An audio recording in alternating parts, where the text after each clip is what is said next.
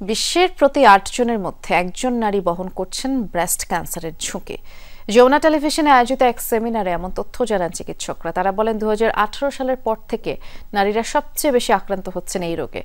অথচ সচেতনতা, খাদ্যাভ্যাস এবং যথাযথ জীবনাচরণে এই রোগ থেকে অনেকটাই বেঁচে থাকা সম্ভব।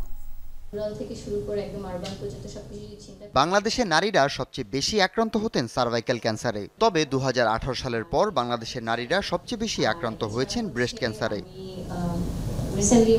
অক্টোবরে ব্রেস্ট ক্যান্সার সচেতনতা মাস উপলক্ষে সেমিনারের আয়োজন করা হয় যমুনা টেলিভিশনে। রোভ4 এর সহায়তায় আয়োজিত অনুষ্ঠানে পেশাজীবী নারী সাংবাদিকরা অংশ নেন।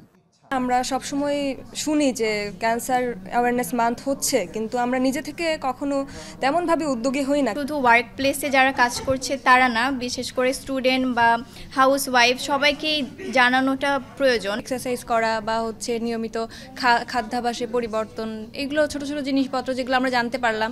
সেমিনারের আলোচকরা তুলে ধরেন প্রাথমিক পর্যায়ে শনাক্ত করতে পারলে 90% ব্রেস্ট ক্যান্সারের ঝুঁকি কমানো সম্ভব। প্রয়োজনে খাদ্যাভ্যাস ও পরিশ্রমের ভারসাম্য। রুরাল এরিয়ার মানুষের মধ্যে না যতটুকু ক্যান্সার, আমাদের যারা আরবান এরিয়াতে থাকি বা আমরা শহরে থাকি তাদের মধ্যেও কিন্তু এই ব্রেস্ট ক্যান্সারের হারটা অনেক বেশি। রোগটা একদম প্রাথমিক পর্যায়ে যদি শনাক্ত করতে পারেন, ব্রেস্ট ক্যান্সার 100% কিওর হওয়া সম্ভব। তারা বলেন, সরকারিভাবে ন্যাশনাল স্ক্রিনিং পলিসি না থাকায় এখনও শনাক্তের বাইরে রয়ে গেছে একটা বড় অংশের নারীরা। ব্রেস্ট ও সার্ভাইকাল ক্যান্সার একইভাবে বাড়ছে রোগের ভয়াবহতা, অথচ ধাপ ভিত্তিক চিকিৎসা জটিল কিছু নয়।